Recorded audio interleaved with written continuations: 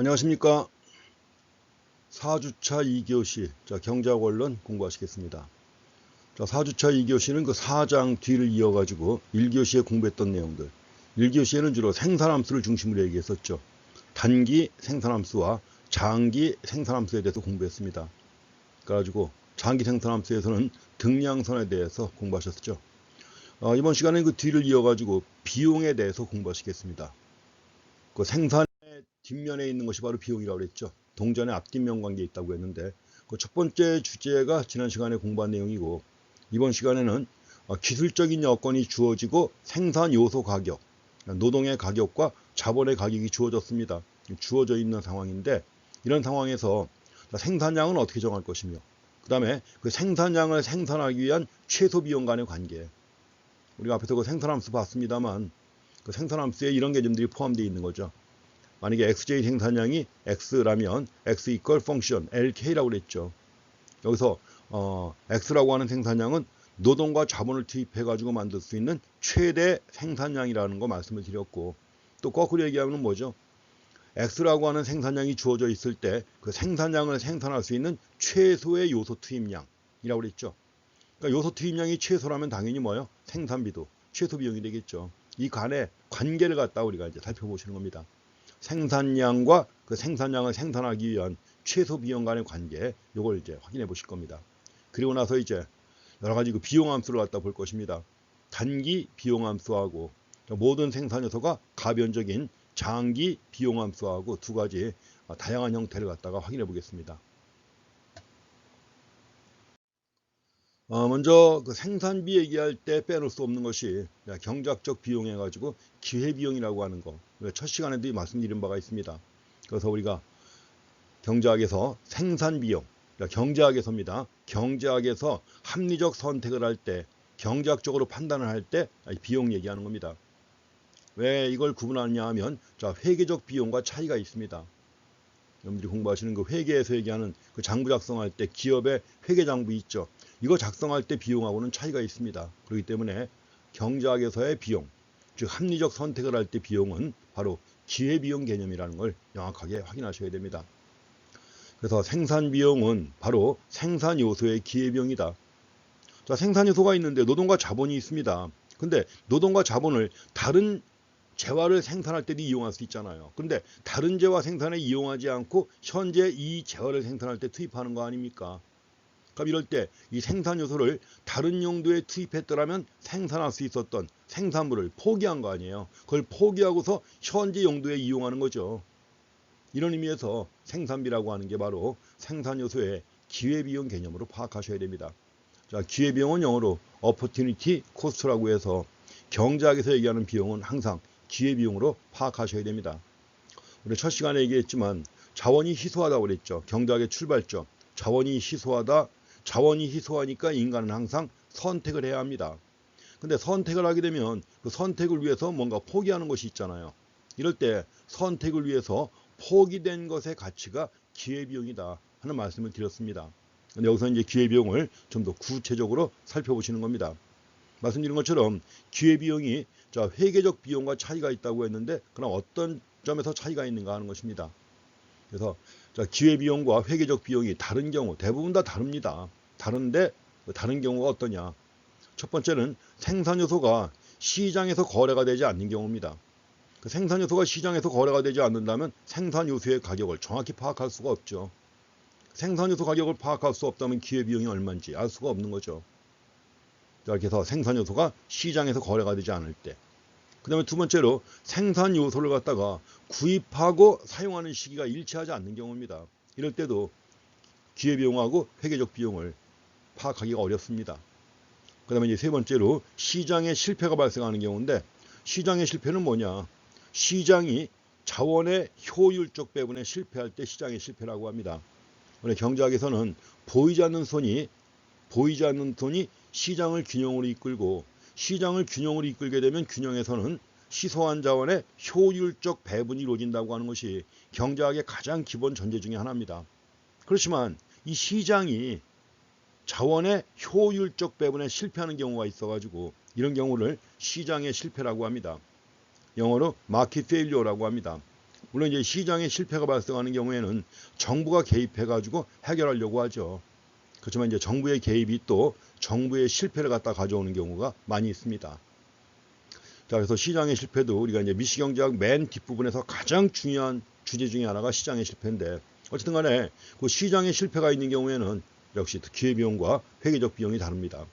이 세 가지의 경우 기회비용과 회계적 비용이 다르다고 했는데 왜 다른가 파악하려면 일단 기회비용 개념을 명확하게 이해하고 지나가셔야 됩니다.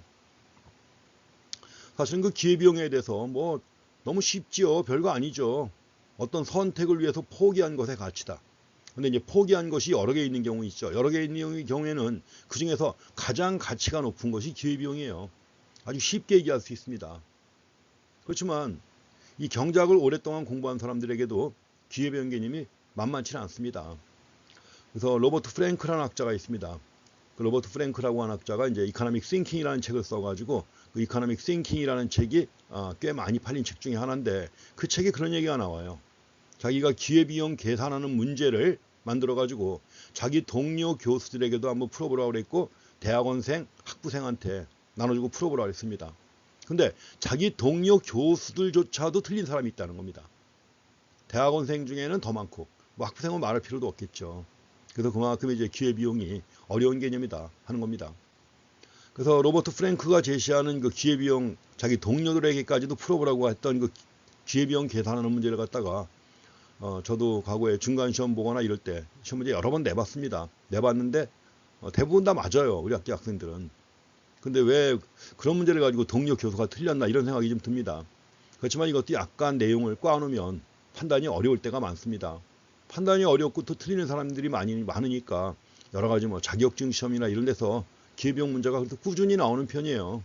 공무원 시험도 물론이고 여러 가지 뭐 공인회계사 경제학 시험이라든가 이런 데서도 기회비용 문제를 내는데 나중에 시험 끝난 다음에 이제 문항별로 검토해 보면은 의외로 틀린 사람이 또 꽤 많습니다. 여러분들이 기회비용 개념을 정확하게 파악하셔야 되는데 왜냐하면 우리가 합리적 선택을 하려면 합리적 선택을 하기 위해서는 반드시 기회비용 개념을 고려해야 되는 거예요. 그 개념을 고려해가지고 선택을 해야만 합리적 선택입니다.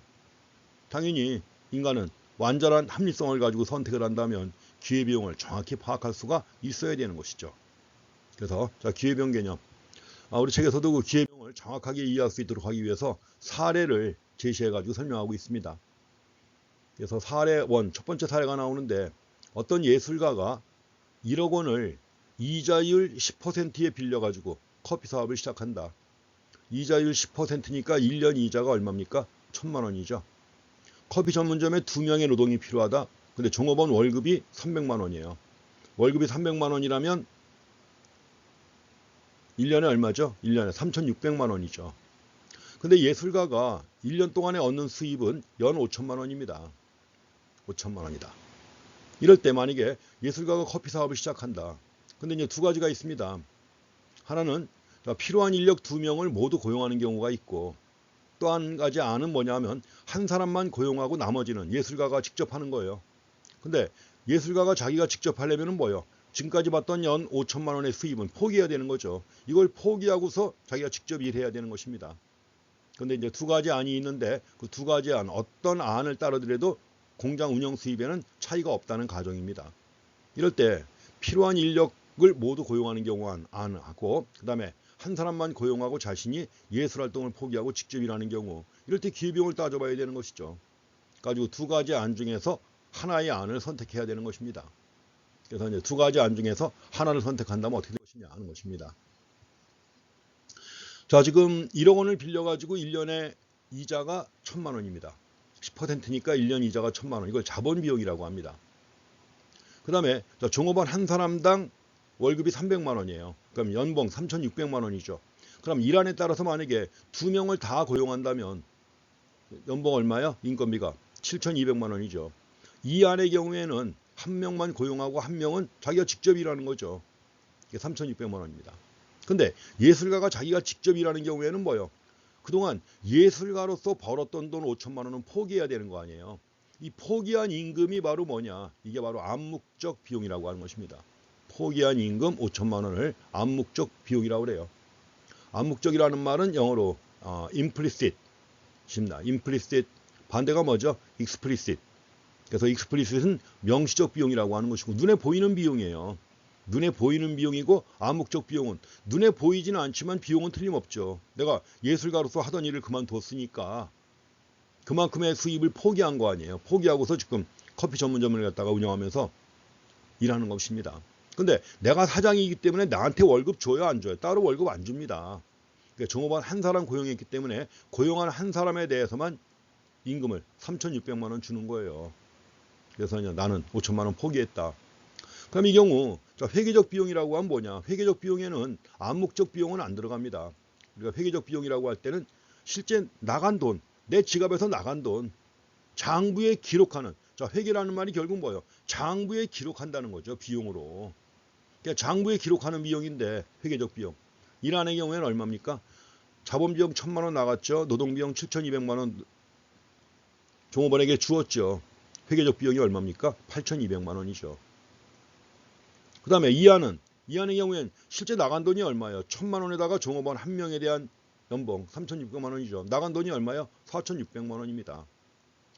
근데 이거는 이제 암묵적 비용은 회계적 비용에 포함이 안 돼요. 이거는 5천만 원 회계장부에 어떻게 기록을 해요? 내가 하던 일 그만둬서 5천만 원 손해보고 있다. 못 벌고 있다. 그거 장부에 어떻게 기록해요? 못하죠. 그거는. 그렇지만 기회비용을 계산할 때는 암묵적 비용을 고려해야 되는 겁니다. 그래서 우리가 기회비용이라고 할 때는 회계적 비용, 이걸 명시적 비용이라고 합니다. 회계적 비용을 가리켜서 명시적 비용, explicit cost입니다. 거기다가 암묵적 비용까지 포함해야만 이것이 기회비용이 되는 거예요. 그래서 기회비용이 1안의 경우에는 8,200만 원, 2안의 경우에는 9,600만 원입니다. 그럼 뭘 선택하는 것이 합리적인가요? 당연히 기회비용이 적은 쪽을 선택해야죠. 그래서 기회비용을 고려해가지고 이 사람이 사업을 할 때 어떻게 할 것인가 판단하려면 1안이 당연히 더 뭐예요? 경제적이죠. 기회비용이 적게 들어가니까 이게 더 경제적인 것입니다. 자, 이렇게 해가지고 합리적 선택을 할 때는 항상 기회비용을 고려해야 되는데 중요한 건 기회비용을 정확히 파악하는 게 중요하다. 다시 말씀드리지만 회계적 비용이 명시적 비용이고 그 명시적 비용에 암묵적 비용을 더한 것이 기회비용, 즉 경제적 비용이 되는 것입니다. 다음에 두 번째 사례 한번 보겠습니다. 사례 2가 있는데 기업주가 기계를 1,000만 원에 구입했습니다. 1,000만 원에 구입했는데 기계 수명은 10년이에요. 10년이라면 매달 100만 원씩 나가는 거죠. 사라지는 거예요. 그럼 뭐라고 합니까? 감가상각이라고 합니다. 디프리시에이션 해가지고 감가상각이라고 그래요. 그냥 없어지는 겁니다. 그래서 우리가 회계적 비용을 따질 때는 매년 감가상각비로 100만 원씩 비용으로 처리해요. 감가상각비 해가지고 1,000만 원짜리 기계지만 그러니까 만약에 10년이 지났다. 10년이 지났다면 기계는 장부상으로 가치가 얼마예요? 0이 되는 거죠. 매년 100만 원씩 비용으로 까나갔으니까 10년 후에는 장부상 가치는 0이 되는 겁니다.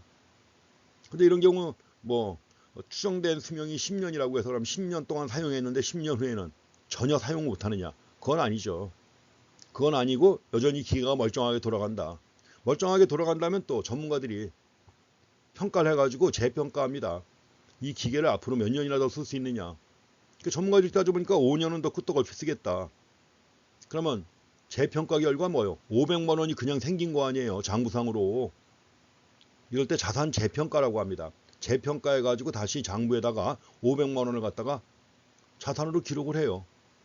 물론 이 재평가 이익은 어떻게 보면 그냥 공짜로 얻는 거나 마찬가지죠. 장부상으로 볼 때는. 그러니까 이럴 때는 바로 거기 또 세금을 또 무겁게 부과합니다. 어쨌든 간에 이런 식으로 해가지고 감가상각비가 있는데 이 감가상각비라고 하는 게 회계비용에는 포함이 돼요. 회계적 비용에는 포함되는데 그러나 경제적 비용에는 포함이 안 됩니다. 그래서 감가상각, 가치가 떨어진 거예요. 이제 감가된 것만큼 상각을 한다고 하는 겁니다. 그래서 자연적 노후화라든가 또 기계를 썼으니까 마모가 되겠죠. 또 새로운 기계가 발명돼가지고 쓸모없게 된 거예요. 이럴 때도 있죠. 새로운 기계가 나와가지고 생산성이 엄청 차이가 있습니다. 그렇다면 당연히 생산성이 낮은 옛날 기계는 그냥 버리는 거죠. 안 쓰고 내버려 두고 새로운 기계를 도입할 거 아닙니까? 이럴 때 그냥 기계 가치가 그냥 떨어지는 거죠. 하루아침에. 이런 경우 다 이걸 우리가 감가상각이라고 합니다. 가치가 떨어진 것만큼을 갖다가 장부에서 까버리는 거예요. 장부에서 비용으로 처리하는 겁니다. 이런 과정을 감가상각. 그래서 자, 지금 이 경우 회계적 비용에는 감가상각비 100만 원이 포함됩니다. 그래서 이제 우리가 경제적 비용은 자, 기회비용이 중요해요. 기회비용이 중요해가지고 만약에 기계를 현재 용도가 아닌 다른 용도에 이용했더라면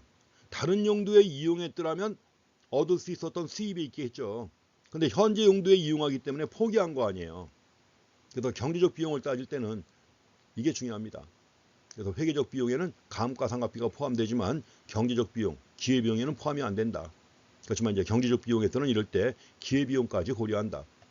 그래서 이런 상황에서 또 이런 얘기가 나왔습니다. 만약에 기계를 구입한 다음에 용도가 같은 값싼 기계가 나온 거예요. 똑같은 용도고 성능도 뛰어난데 값이 더 싼 기계가 발명된 겁니다.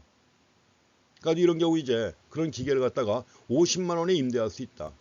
50만 원에 임대할 수 있는데 임대할 수 있다. 임차죠. 빌리는 거니까. 근데 한 번 설치 후에는 전매나 전용이 불가능하다. 그렇다고 하면 근데 기존의 기계를 그대로 사용한다. 기회비용은 얼마죠? 0이 되는 거죠. 근데 만약에 새로운 기계를 임대해서 사용한다 보면 기계비용은 얼마예요? 자, 새로운 기계를 갖다 임대해서 사용하는 경우 기회비용은 50만 원에 임대할 수 있잖아요. 그래서 이럴 때 새로운 기계를 임대하게 되면 기존 기계는 사용하지 않는 거 아니에요. 그렇죠? 이럴 때 기회비용은 50만 원이다. 근데 만약에 여기서 두 번째 케이스로 50만 원에 임대할 수 있고 전용 전매도 가능하다. 가지고 만약에 70만 원에 빌려줄 수 있다면 70만 원에 빌려줄 수 있다면 70만 원에 빌려줄 수 있는데 그 기계를 내가 그대로 사용하고 있단 말이에요. 자, 70만 원 받고 빌려줄 수 있는 기계인데 내가 그 기계를 그대로 사용한다. 그러면 결국 뭐예요? 얻을 수 있었던 70만 원 포기한 거죠. 그게 바로 기회비용이죠. 포기한 70만 원. 반면에 이런 경우 새로운 기계를 갖다 임대하는 경우 기회비용이라고 하면 이럴 때는 50만 원 그대로가 되는 것입니다. 이렇게 해가지고 두 번째 사례를 통해서도 기회비용 확인해 보시고요. 그래서 어쨌든 간에 그래서 기회비용을 정확하게 이해하는 게 중요합니다.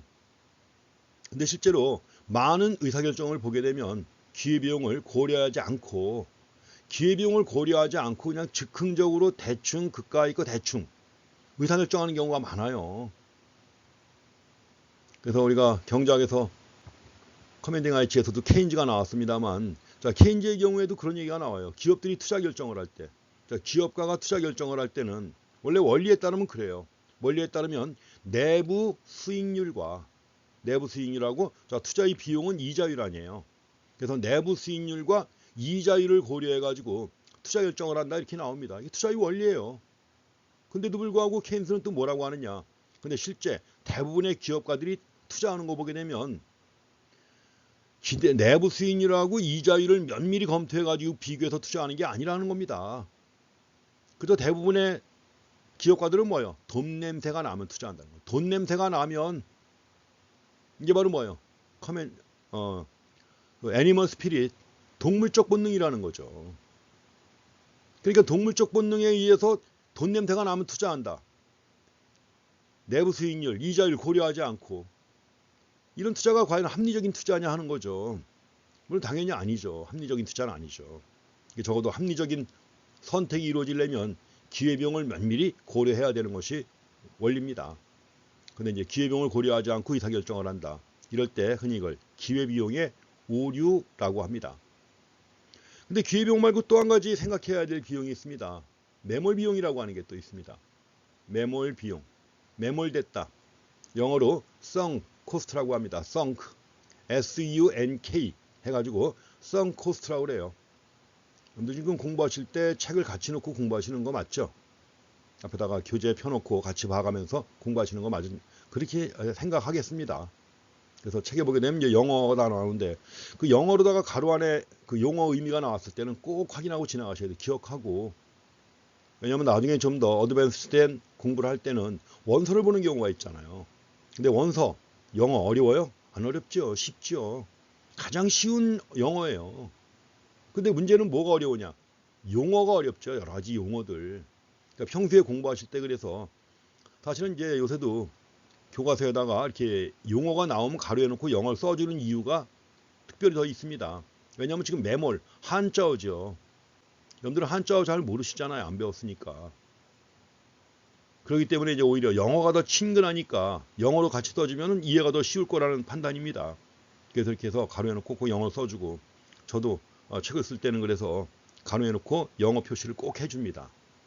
그리고 가급적이면 쉬운 단어 쓰려고 애를 쓰고, 그럼에도 불구하고 용어는 역시 한자의 바탕을 둔 용어가 많기 때문에 할 수 없습니다. 지금 매몰 비용도 어떻게 보면 참 어려워요. 매몰됐다. 그제 뭐 인도에서 3층짜리 아주 굉장히 규모가 큰 아파트인데, 넓어요 아주. 3층짜리인데 밤사이에 폭삭 무너져 내렸습니다. 뭐 인도스럽다. 뭐 그래야 되겠죠. 그 아파트가 무너져 내려가지고 그 안에 있던 사람들 10몇 명이 죽었어요. 깔려서. 이럴 때 아파트가 매몰됐다고 하는 겁니다. 또 가끔가다 싱크홀 같은 데서 쓰여. 뭐라 그러나 무슨 홀. 땅이 푹 꺼져요. 땅이 푹 꺼져가지고 지나가던 자동차가 밑으로 꺼집니다. 이럴 때 매몰됐다고 하는 거예요. 이런 단어입니다. 그럼 왜 비용에 매몰 비용이 있느냐?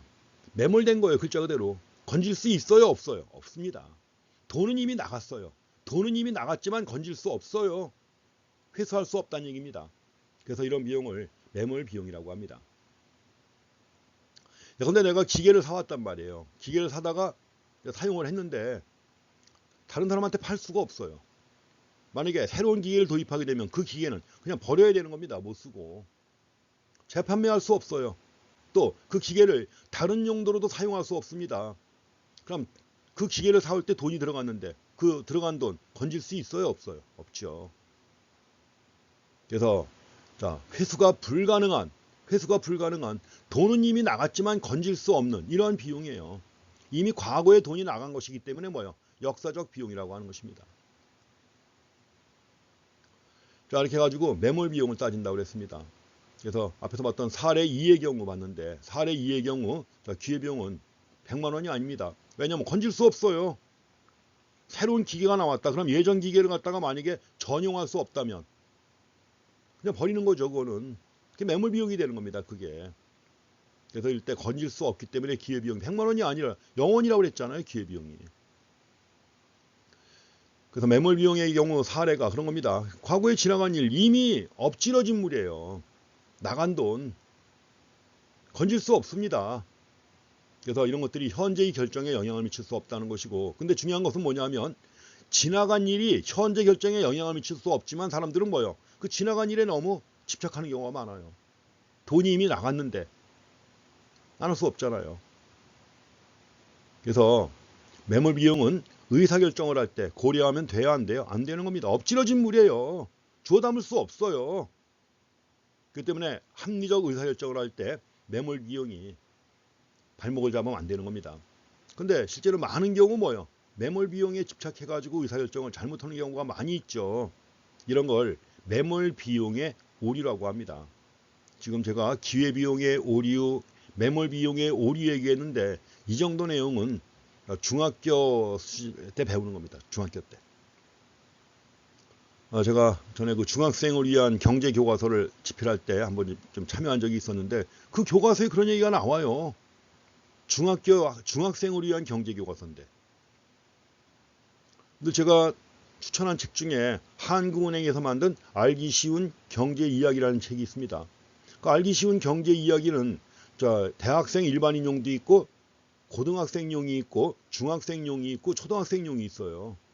근데 그 중에 중학생용에 보게 되면 이런 개념이 나옵니다.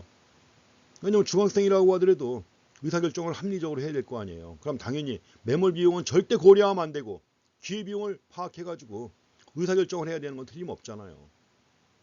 우리 삶이 순간순간 모든 삶이 다 의사결정이에요. 잠이 온다, 잘까 말까 이런 것들. 뭐가 먹고 싶은데 먹을까 말까 다 의사결정이죠. 그러니까 모든 순간의 의사결정을 합리적으로 하려면 매몰 비용은 절대 고려하면 안 되고 기회비용을 고려해서 의사결정을 해야 되는 것입니다. 그래서 지금 혹시 졸음이 쏟아지는 분들은 잘 생각해 보세요. 과연 잠깐 눈을 붙이는 게 나을지, 이건 뭐 실시간이 아니니까 그래도 뭐 그냥 주무세요. 좀 나중에 보고 그러시면 되는 건데, 그래서 만약에 그런 경우라면 생각을 해봐야 돼요. 내가 잠깐 눈 붙였다가 인생이 꼬일 수 있다. 그럼 절대 못 자죠. 근데 내가 잠깐 눈 붙인다고 해서 내 앞으로 인생에 아무런 영향을 미치지 않을 것이다 생각하면 좀 자는 것도 괜찮죠. 모든 순간이 다 결정이니까 그 결정하는 순간마다 합리적으로 해야 되는 거 틀림없잖아요. 그래서 이럴 때 매몰 비용은 절대 고려하면 안 됩니다. 얽매이면 안 돼요. 제가 지금까지도 많은 사례에서 매몰 비용에 얽매였다가 더 큰 피해를 갖다 본 경우가 많이 있습니다. 또 기회 비용은 반드시 고려해야 되는데 고려하지 않는다 이거죠. 그래서 결론적으로 기회 비용이 의사결정의 기준이 되어야 합니다. 합리적 의사결정을 하려면 기회 비용을 반드시 고려해야 된다. 그래서 경제학에서 비용은 바로 합리적 선택을 위한 비용은 바로 기회 비용이다 하는 거 확인하시고요. 그리고 다시 한번 말씀드리지만 매몰 비용은 절대 고려하면 안 됩니다.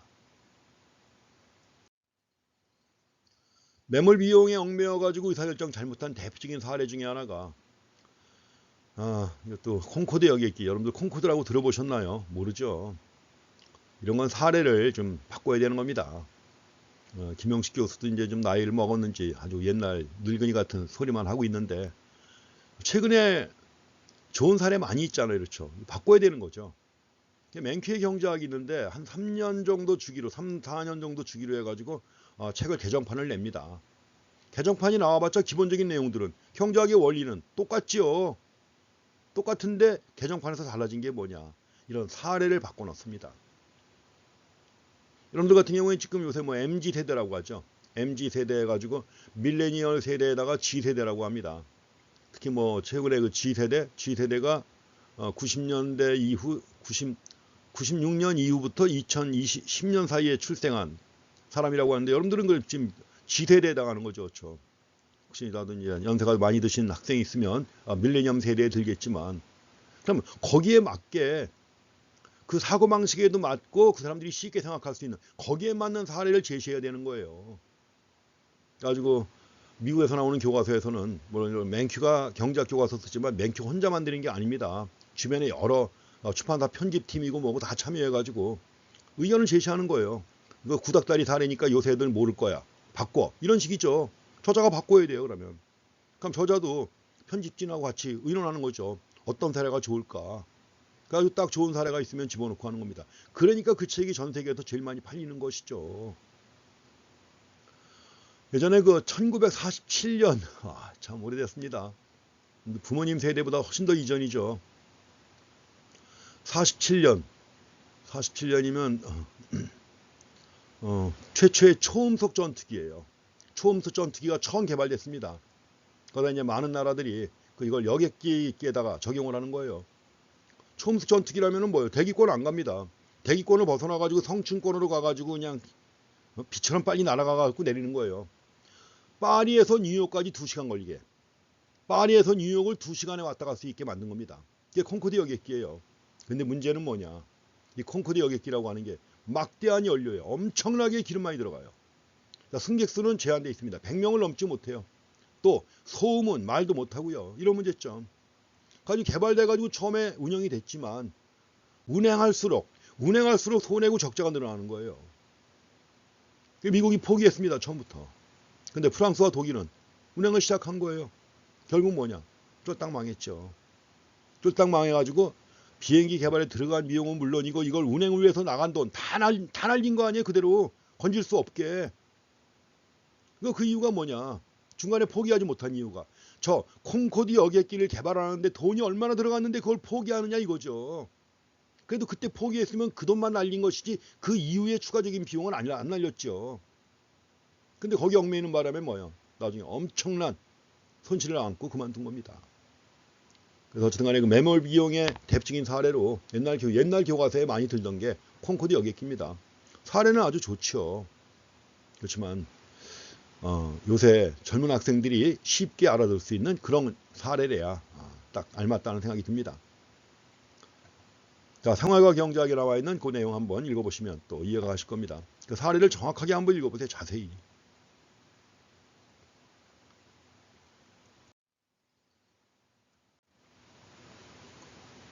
이제 자, 비용 함수에 대해서 보겠습니다.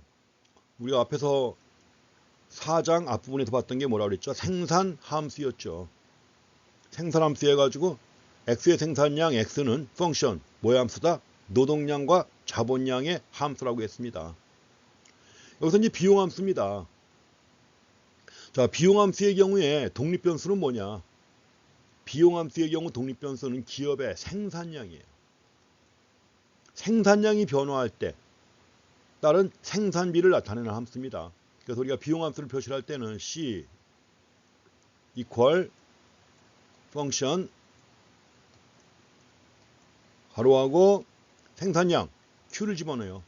그러니까 Q를 집어넣어도 되고 XJ 생산량 해가지고 앞에서는 X라고 표시했는데 이겁니다. 그렇다면 생각해보세요. 우리가 생산비에 영향을 미치는 요인들은 여러 가지가 있죠. 생산비에 영향을 미치는 요인들. 첫 번째, 생산 요소의 가격. 노동의 가격인 임금, 자본의 가격인 이자도 생산비에 당연히 영향을 미치죠. 또 생산량도 영향을 미치지만 또 뭐가 있습니까? 기술 수준. 기술 진보가 이루어지면 생산비가 하락하잖아요. 그렇지만 여기서는 기술 수준은 일정하다고 가정합니다. 또 생산 요소의 가격도 일정하게 주어져 있다고 가정을 해요. 단순화를 위한 가정입니다.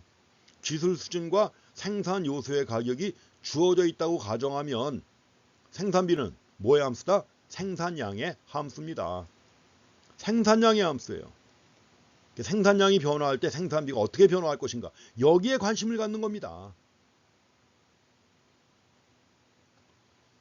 자, 이제 노동과 자본을 투입해서 생산합니다. 노동 L과 자본 K를 투입해서 생산한다. 각 요소의 가격은, 자, 노동의 가격은 뭐죠? 임금이죠. 원래는 임금률이라고 그래요. 임금률 해가지고 W, 웨이지입니다. 웨이지 레이트. 자본의 가격은 뭐죠? 이자율이죠. 자본의 가격은 이자율인데 이자율은 R로 표시를 합니다. 인터리스트 레이트 해가지고 인터리스트에서 R자 떼가지고 표시합니다. I로 표시하면 I는 또 딴 걸 나타낼 때 쓰기 때문에 여기서 이렇게 씁니다. 자본의 가격은 이자율 R. 그래서 만약에 여기서 X1이라는 생산량, XJ를 갖다가 X1만큼 생산하기 위한 최소 비용의 요소 결합. 최소 비용입니다. 그래서 최소 비용의 요소 결합이 L 스타 K 스타라면 비용 함수는 뭐냐? L 스타 곱하기 임금률 해야죠.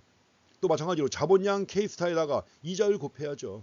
이럴 때 비용 함수는 구체적으로 WL 스타 곱하기 R K 스타가 되는 것이죠.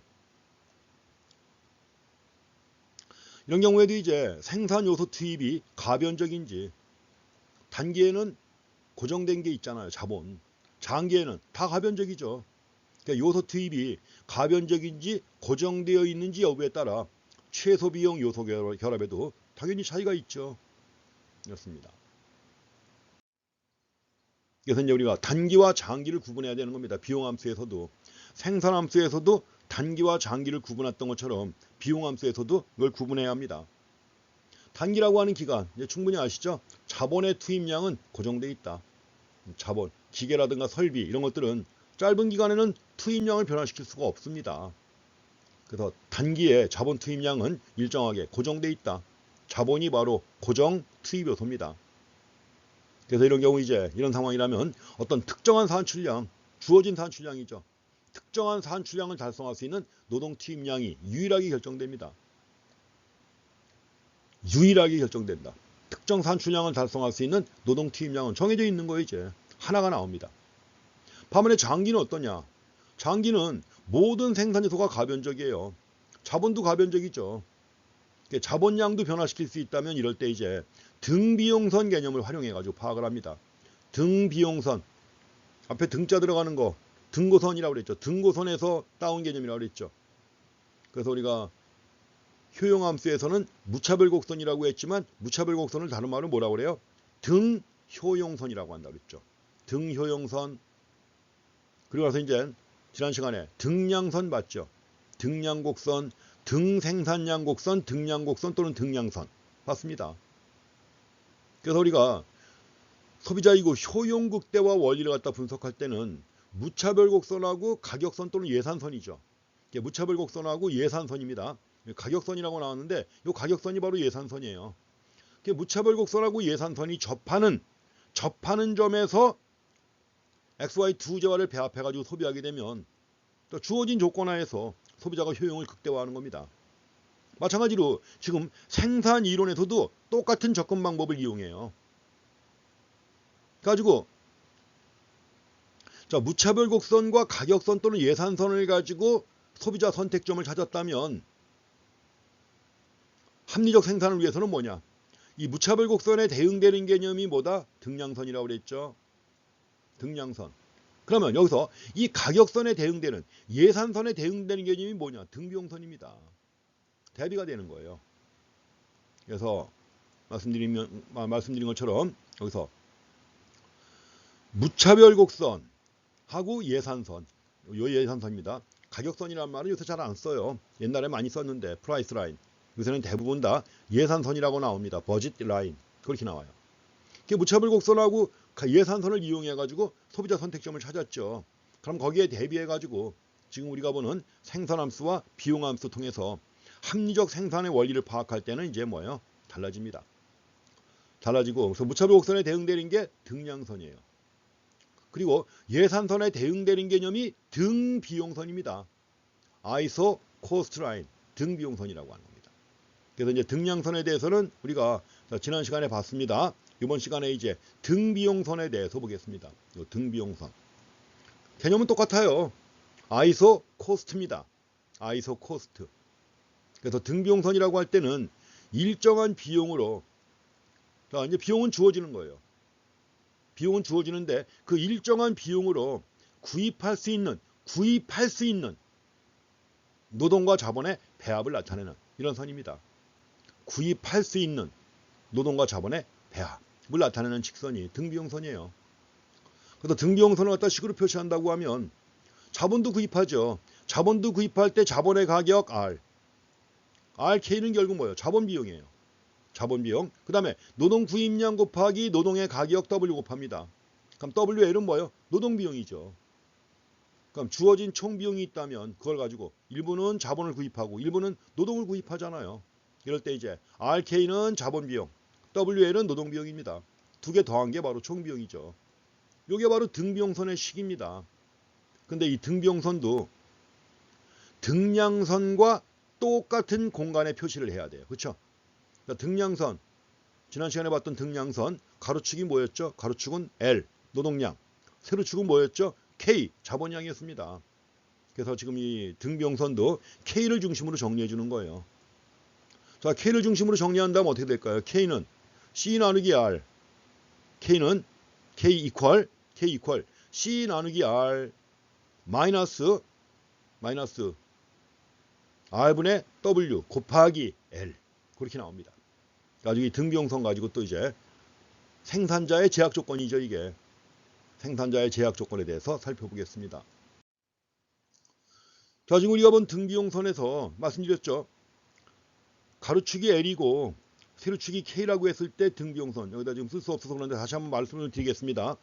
K는 자, 여기에 K입니다. 자본 크기의 K, 여기가 K. 이걸 중심으로 정리하는 거예요. K는 C 나누기 R. 여기 이제 5, 4, 3 이렇게 나오는데 이게 C 나누기 R이에요. C 나누기 R 마이너스 R분의 W 곱하기 L 이렇게 되는 겁니다. 그러니까 등비용선의 기울기가 마이너스 R분의 W예요. R분의 W니까 마이너스. 어떻게 되는 거예요? 마이너스죠. 그러니까 등비용선이 우하향하는 것입니다.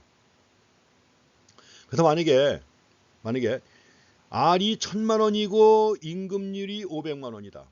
이럴 때 만약에 총비용이 1000만 원으로 주어지면 이럴 때 구입 가능한 노동과 자본의 배합점들이 다 요 위에 있어요. 만약에 TC가 2000만 원 주어진다 그러면은 뭐예요? 구입 가능한 노동과 자본의 배합점은 다 요 선 위에 있습니다. 3000만 원보다 주어진다고 하면 이렇게 있고 그 다음에 이렇게 나요. 등비용선. 그래서 주어진 비용으로 구입 가능한 노동과 자본의 배합점을 다 연결한 선이 등비용선이다. 근데 우리가 등비용선의 기울기가 마이너스 R분의 W라고 그랬죠. R분의 W라고 했으니까 이 그림에서 본다면 R은 1000만 원이고 W가 500만 원이니까 기울기가 얼마예요? 마이너스 2분의 1이죠. 근데 여기서는 R이 1000만 원, W도 1000만 원입니다. 기울기가 얼마예요? 마이너스 1000만 원분의 1000만 원. 마이너스 1이죠. 그 마이너스 1인 등비용선이 여기 나와 있는 거예요. 기울기가 마이너스 1. 그렇죠? 이래가지고 이것이 바로 생산자의 제약 조건이 되는 것입니다.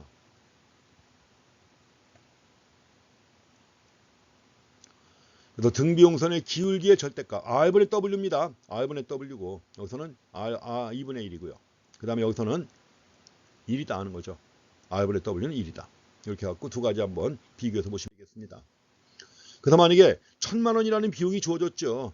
1000만 원이라는 비용이 주어지면 이 생산자는 등비용선 밖의 점은 선택할 수 있어요? 없어요? 없죠.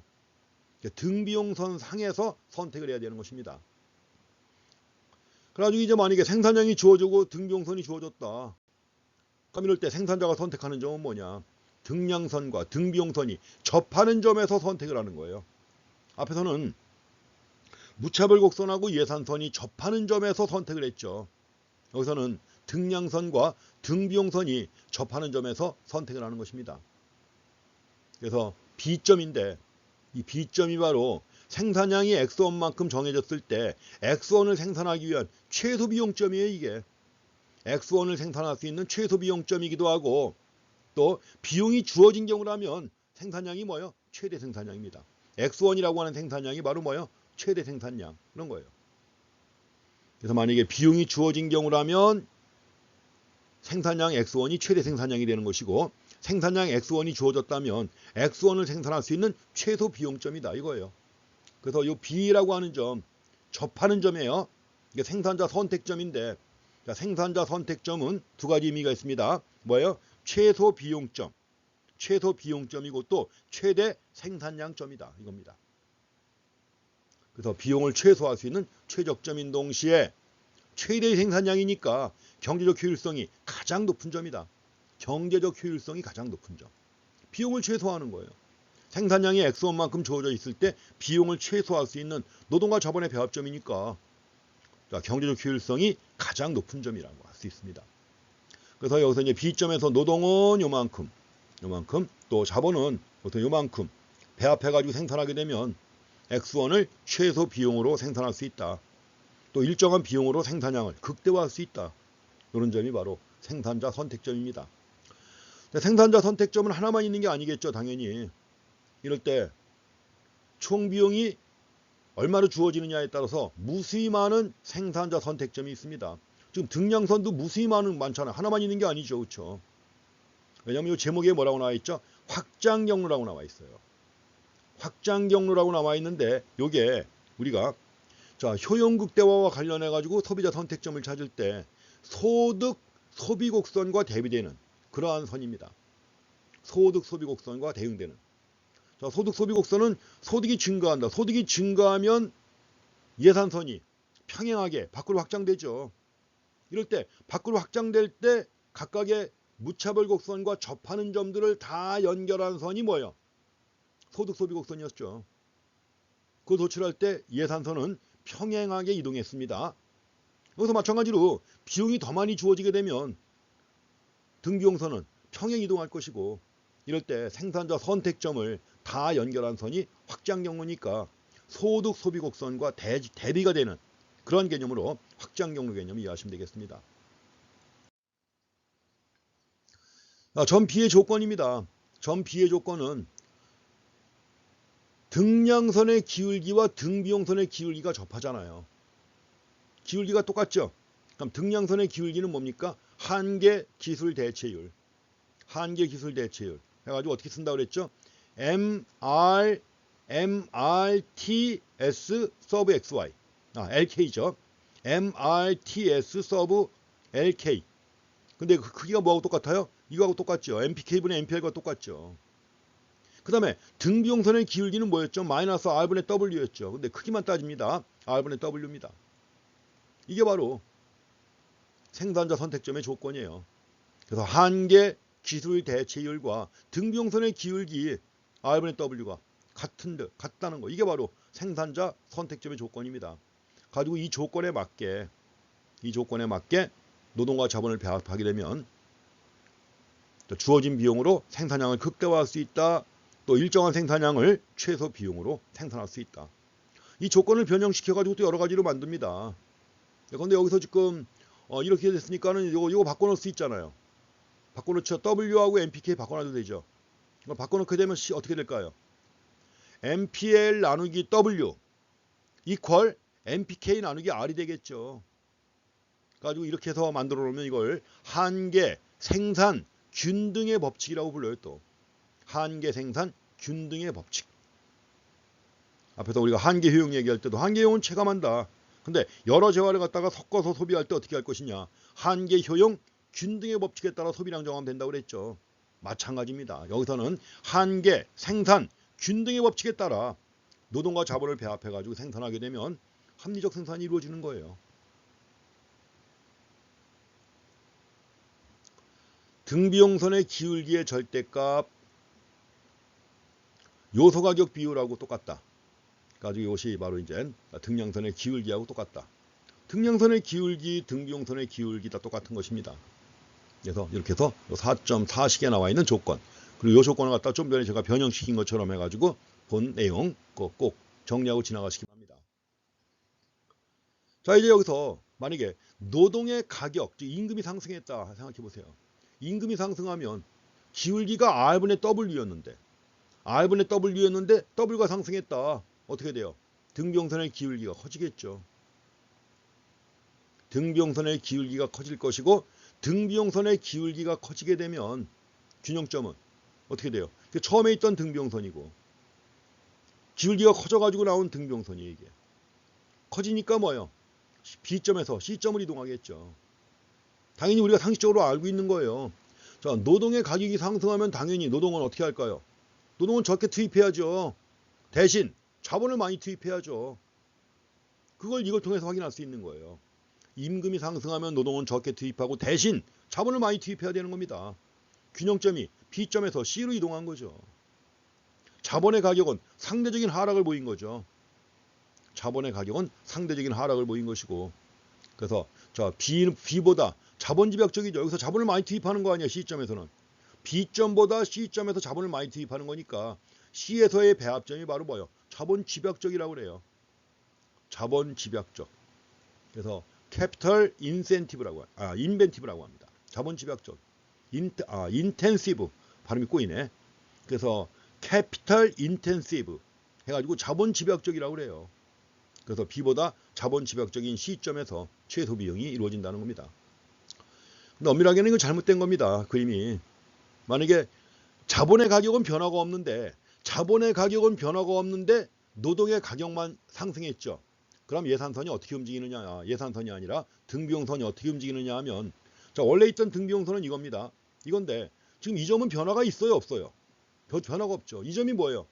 이 점이 앞에서 얘기했지만 이게 C 나누기 R이란 말이에요. 이 점이. 근데 지금 R은 변화가 있어요, 없어요? 없죠. W만 상승한 거 아니에요. 그럼 이 점은 그대로입니다. 이 점은 그대로고 예산선이 이렇게 이동하는 거죠. 이 그림은 약간 잘못됐으니까 책에 나와 있는 내용 잘 한번 읽어보시기 바랍니다. 만약에 노동의 가격이 상승하고 동시에 자본의 가격이 하락했다면 이렇게 나와야 정상이에요. 말은. 이 그림을 맞게 한다면 노동의 가격은 상승하고 자본의 가격은 하락한 경우 이렇게 얘기하면 맞습니다. 근데 이것만 상승한 경우라면 이렇게 안 나온다는 얘기입니다. 이것도 앞에서 봤던 예산선 움직이는 것하고 똑같으니까 잘 생각해 보시면 알 수 있습니다. 정확히 아실 수 있습니다. 자, 확장 경로 얘기했습니다. 확장 경로라고 하는 게, 자, 소비자 선택 이론에서는 소득 소비 곡선과 유사한 개념이라고 그랬죠. 이거예요.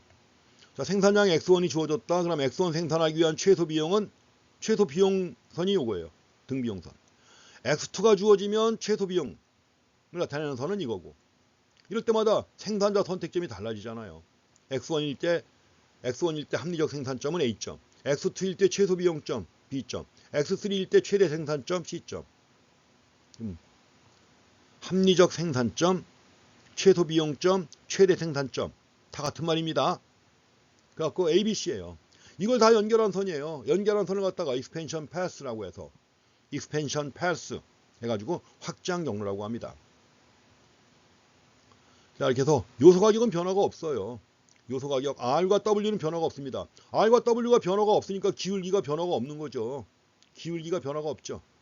그래서 여기서 등비용선의 기울기가 변화가 없다는 얘기는 요소 가격은 변화가 없다, 이런 얘기입니다. 그럼 이제 각각의 산출량 X1, X2, X3를 최소 비용으로 생산할 수 있는 요소의 배합점들이에요. 그 배합점들을 다 연결한 선이다, 이거죠.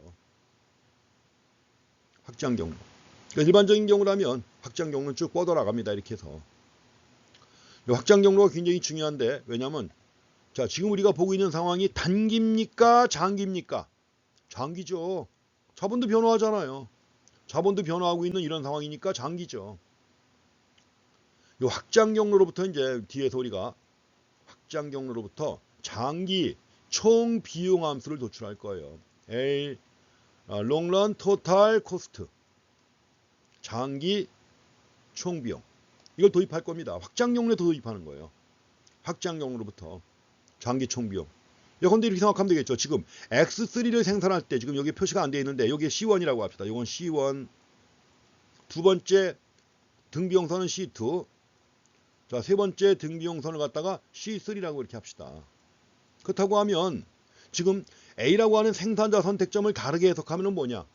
A라고 하는 생산자 선택점은 X1을 생산하는 데 있어서 X1 생산의 최소 비용이 얼마란 얘기예요? C1. B점은 X2를 생산할 때 최소 비용은 얼마? C2란 얘기죠. C점은 X3를 생산할 때 최소 비용이 얼마냐? C3라는 얘기죠. 이랬을 때 가로축에다가 X1, X2, X3 생산량 표시하고 세로축에다가 C1, C2, C3 표시하면 이게 LTC예요. 이게. 더도 중요합니다. 이게 확장 경로로부터 뭘 도출했다? 확장 경로로부터 LTC가 도출된다는 것도 확인하셔야 돼요. 장기 총비용은 확장 경로로부터 도출된다는 거, 그거 확인하고 지나가시기 바랍니다.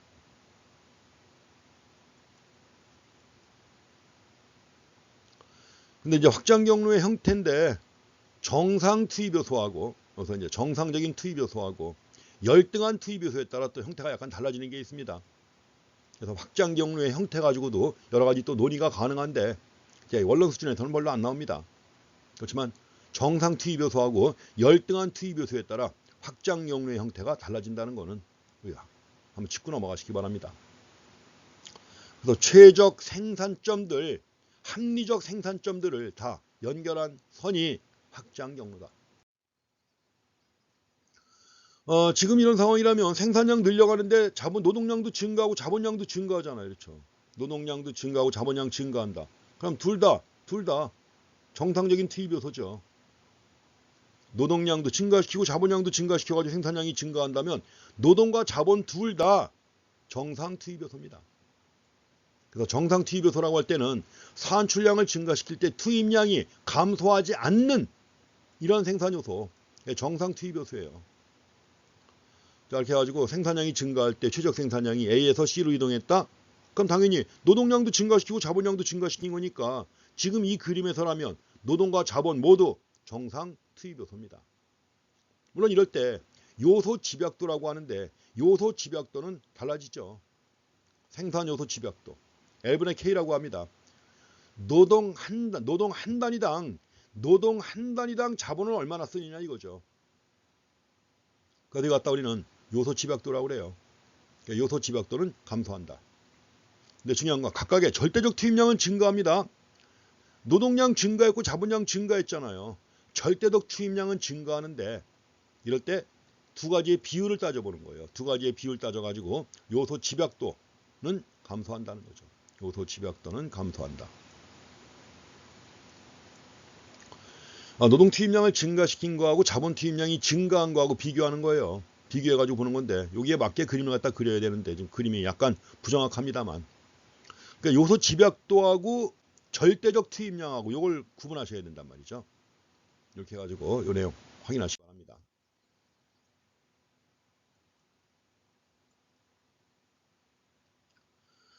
자, 이제 4번에 비용함수와 생산함수를 대비합니다. 이미 내용은 말씀드린 거예요. 생산과 비용은 어떤 관계에 있다? 동전의 앞뒷면에 있다고 그랬죠. 그 동전의 앞뒷면 관계에 있을 때 이런 관계를 갖다가 쌍대성이라고 불러요. 여러분들 쌍대성 해가지고 영어로다가 듀얼리티라고 합니다.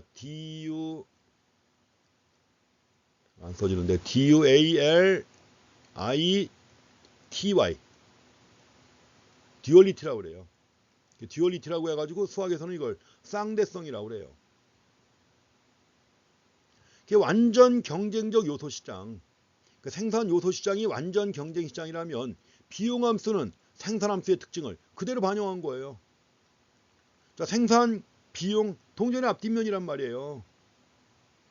그래서 비용함수라고 하는 게 생산함수의 특징을 그대로 반영한 것입니다. 나중에 우리가 식을 보면 또 이해가 가요. 식을 갖다가 계산하게 되면 MC, 한계 비용이 어떻게 나오느냐, 또 평균 비용이 어떻게 나오느냐 식을 보게 되면 분모에 생산함수가 들어가요. 그러니까 당연히 쌍대성 관계에 있다는 거죠. 듀얼리티 관계에 있다. 먼저 단기 생산함수는 노동만이 가변적입니다. 단기 생산함수는 고정 투입 요소가 있었죠. 자본은 고정시켜 놓고 노동의 투입량만 증가시킬 때 가변 요소가 노동입니다. 노동의 투입량을 증가시킬 때 생산량이 어떻게 변화하는가 이 관계를 본 게 바로 단기 생산함수입니다. 그럼 이로부터 단기 비용함수가 나온다면 단기 비용함수니까 당연히 고정요소 비용이 있잖아요. 고정요소 비용이 있습니다. 자본 비용이에요. 고정요소 비용이 있고 여기다가 더해서 가변요소 곱하기 요소 가격이 있죠. 가변요소는 노동이고 요소 가격은 W입니다. 당연히. 이렇게 하고 이제 자본의 가격은 고정 비용이에요. 반면에 장기 생산함수인데 이 장기 생산함수가 바로 등량선이에요. 가지고 장기 비용함수인데 등량선과 등비용선이 접하는 점에서 결정된 최소비용 요소 결합이 있죠. 등량선과 등비용선이 접하는 점에서 결정된 최소비용 요소 배합에다가 각각의 요소 가격을 곱하면 이게 바로 장기 비용함수가 되는 것입니다. 이런 개념으로 파악하시면 돼요. 장기에는 고정 비용이 없습니다. 장기에는 모든 비용이 다 가변 비용이에요.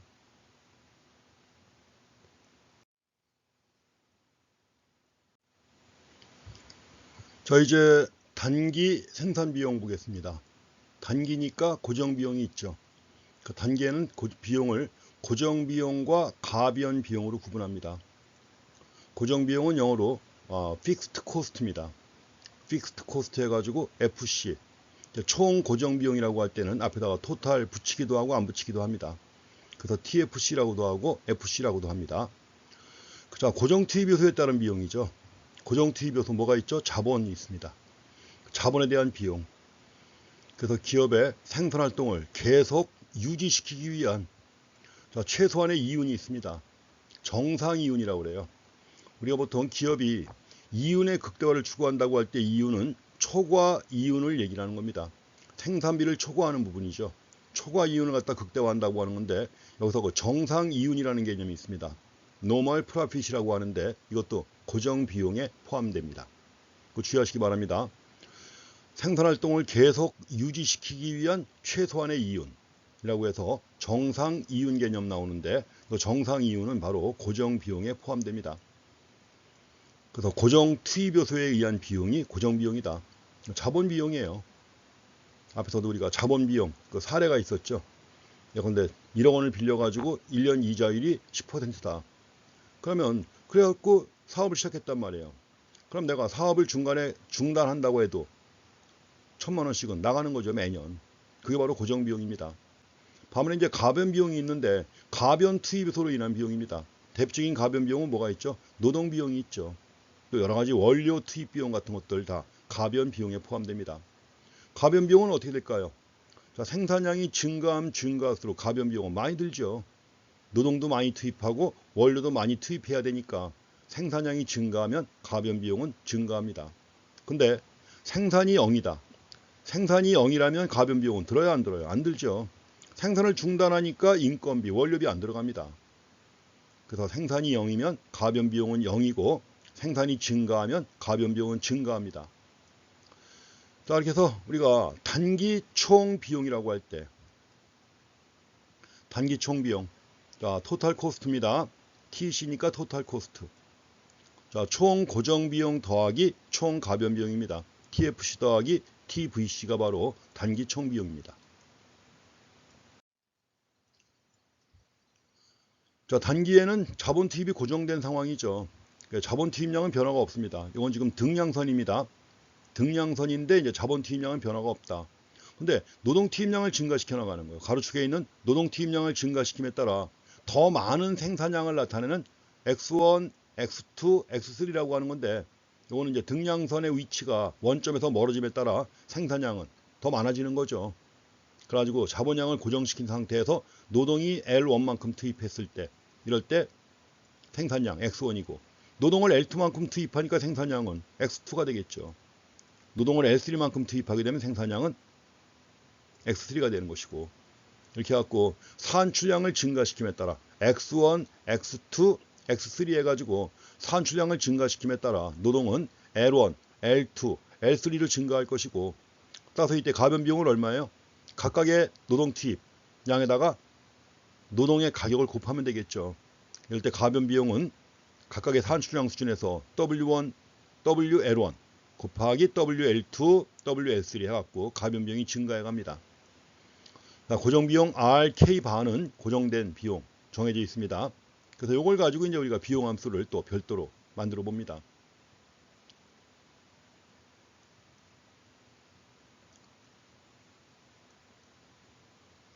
자, 자본이 고정된 상태에서 산출량을 증가시킨다.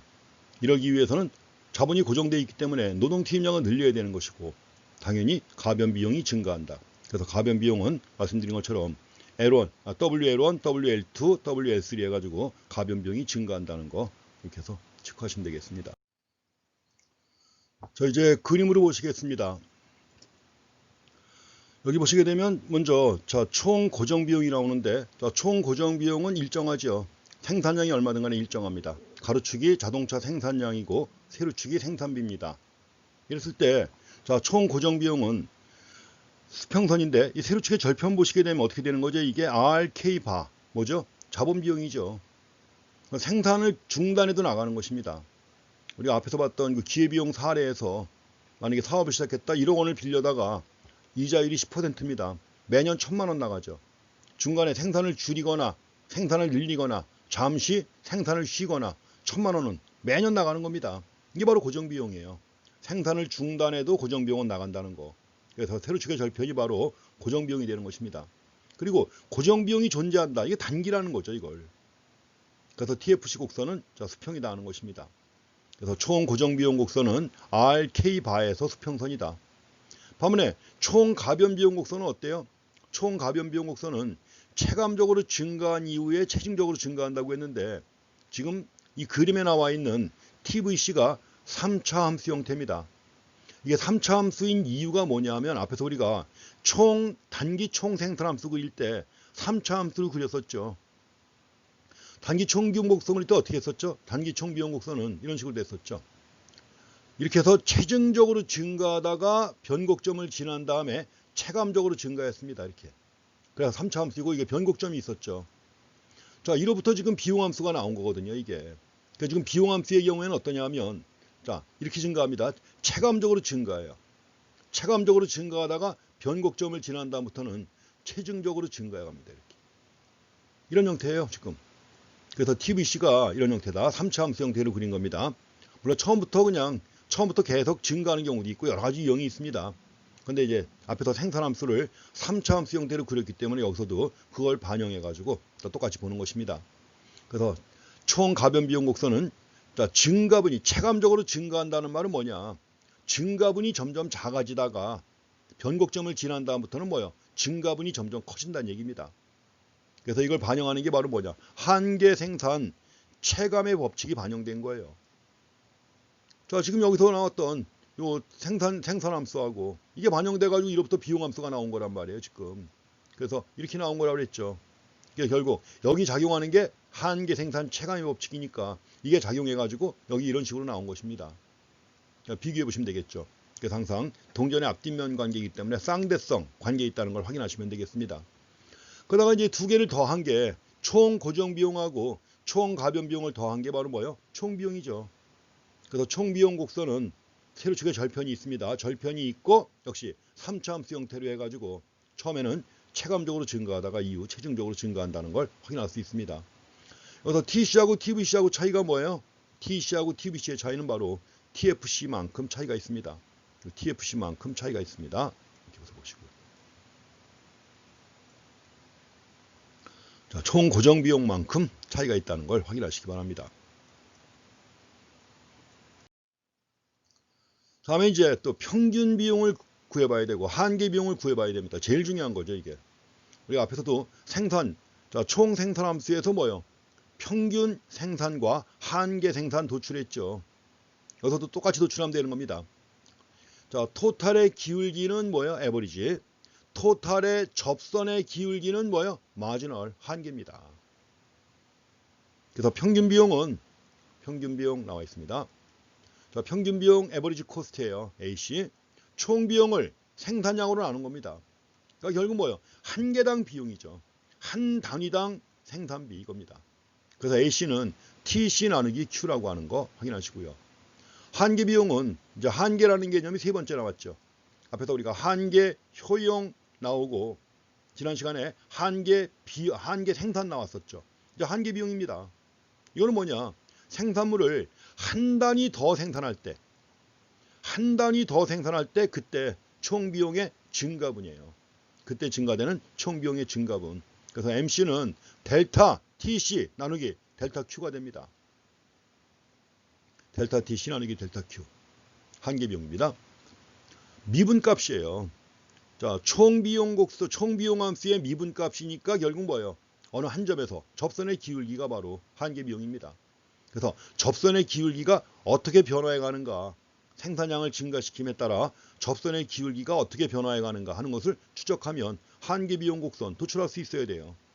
마찬가지로 그냥 기울기, 자, 총 비용 곡선의 기울기가 평균 비용 곡선이니까 생산량을 증가시킴에 따라 총 비용 곡선의 기울기가 어떻게 변화해 가는가 이걸 추적하면 역시 평균 비용 곡선을 그릴 수가 있습니다.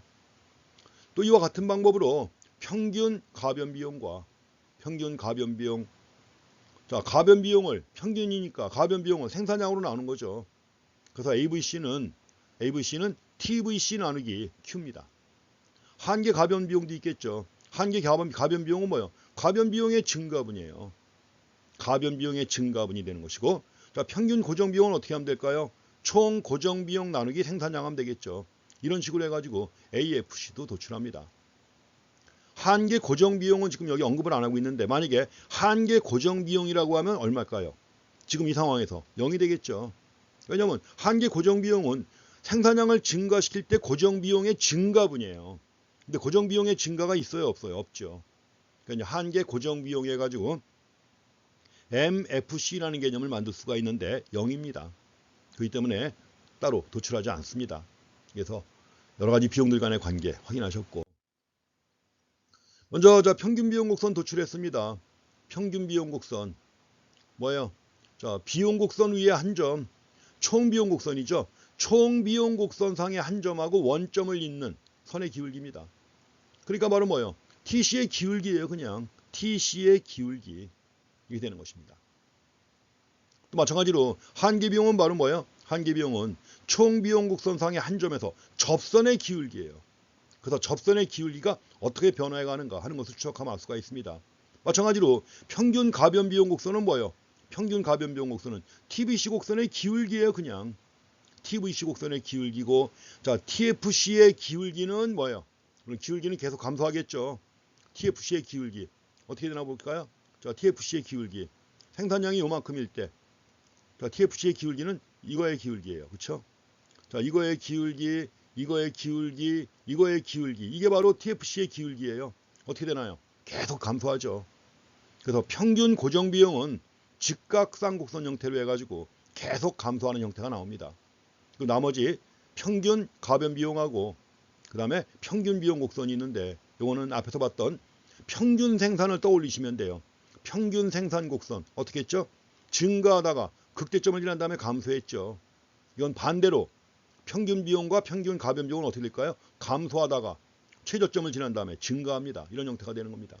그래서 이로부터 해가지고 다시 한번 얘기하지만 평균, 에버리지는 토탈의 기울기다. 그냥 기울기, 그러니까 토탈 선상에, 토탈 곡선상의 어느 한 점하고 원점을 연결한 선의 기울기다. 이거예요. 반면에 마지널, 한계는 뭐예요? 접선의 기울기. 그래서 접선의 기울기가 어떻게 변화해 가는가 하는 것을 추적해 가지고 그래프를 그릴 수가 있습니다. 한계비용 곡선 접선의 기울기입니다.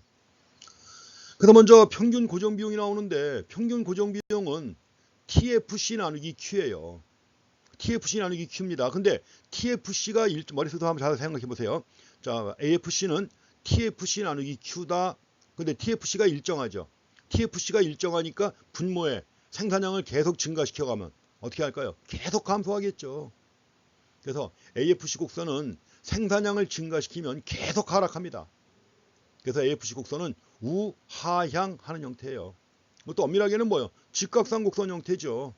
직각상 곡선 형태로 계속 감소합니다. 반면에 AVC는 어떠냐? AVC 생산량에 따라 변화합니다. 당연히 이거는 AVC, TVC 나누기 Q란 말이에요. 근데 TVC가 어떻게 했어요? TVC가 3차 함수 형태로 증가했죠. 그렇기 때문에 생산량이 얼마냐에 따라 변곡점이 있기 때문에 변곡점에서는 AVC가 최저가 돼요. 자, TVC의 변곡점에서 AVC가 최저가 된 다음에 그 다음에 계속 다시 증가합니다. 이런 것이고, 그랬을 때 이 두 개 AVC하고 AFC를 더한 게 바로 평균 비용이죠. 평균 총 비용이라고도 하고 총이라는 말을 생략하기도 합니다. 그래서 평균 총 비용이라고 해가지고 ATC라고도 씁니다. 에버리지 총 비용이니까 토탈 코스트. 그 책마다 좀 달라요. 어떤 책에서는 ATC라고 씁니다. 같은 겁니다. ATC하고 AC하고 똑같은 거예요. 평균 총 비용 또는 평균 비용 해가지고 AFC하고 AVC를 더한 거예요. 근데 그림에서 보는 것처럼 앞에서 우리가 AP 곡선이 증가하다가 극대점을 지난 다음에 감소한 것처럼 AVC의 경우에도 뭐예요? 감소하다가 최저점을 지난 다음에 AVC는 증가합니다. AC도 마찬가지로 처음에는 감소하다가 최저점을 지난 다음에 증가하게 돼요. 이런 형태입니다. 그리고 한계비용 곡선이 나오는데 한계비용도 앞에서 우리가 생산함수가 3차 함수인 것처럼 마찬가지로 총비용 함수도 3차 함수 아니에요. 그렇죠?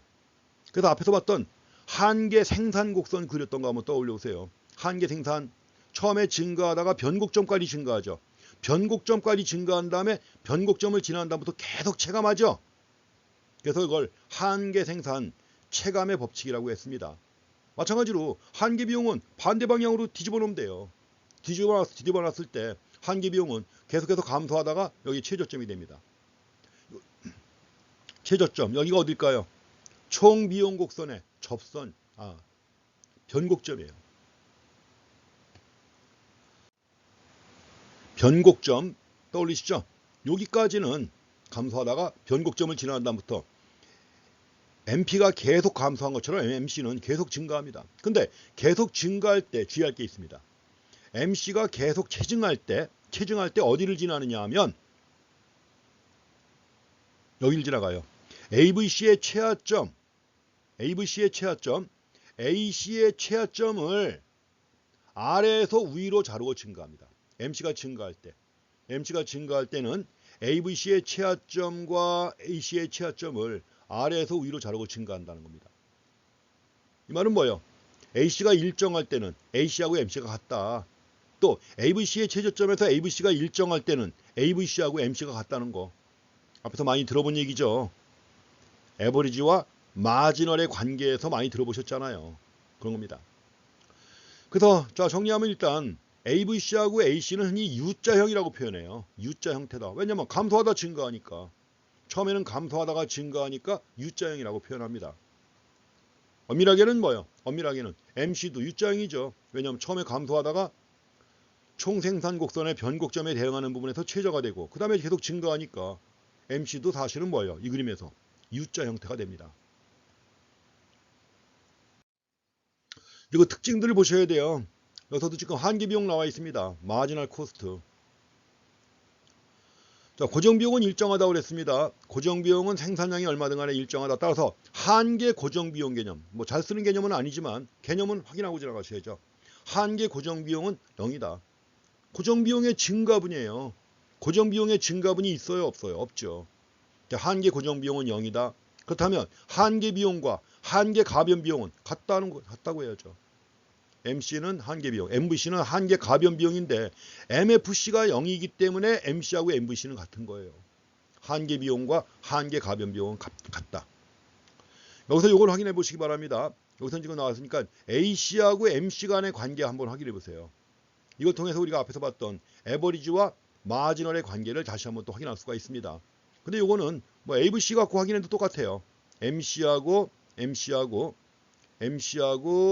ABC 가지고 비교해도 똑같습니다. 어차피 마지널과 에버리지의 관계 똑같은 거예요. 이제 머릿속에 떠올리시면 다 눈앞에 환히 보이시죠. AC가 감소한다. AC가 감소하는 영역 여기입니다. 여기까지 감소합니다. AC가 감소할 때는 AC가 MC보다 크죠. AC가 MC보다 큽니다. 감소할 때 MC가 여기 있는데 MC보다 AC가 더 높잖아요. 그렇죠? 감소할 때 이런 것이고. 그 다음에 AC가 증가할 때, 이 오른쪽입니다. AC가 증가할 때는 뭐요? MC가 위에 있잖아요. MC가 위에 있죠? 예. 그래서 이럴 때는 MC가 AC보다 크다. 그 다음에 AC의 최소점에서 AC가 일정할 때, 요점이에요. AC의 최소점에서 AC가 일정할 때 요점이죠. 요점인데 요점에서는 AC와 MC가 같은 겁니다. 물론 여기서도 역도 성립이 됩니다. 만약에 MC와 AC가 같다면 AC는 일정하다. MC가 AC보다 크면 AC는 증가한다. 그 다음에 AC가 MC보다 크면 AC는 감소한다. 거꾸로 얘기해도 됩니다. 역도 성립이 되는 거예요. 그래서 마지널과 에버리지의 관계 두 번째 보는 겁니다. 잘 확인하시기 바랍니다. 굉장히 중요해요. 이 관계가.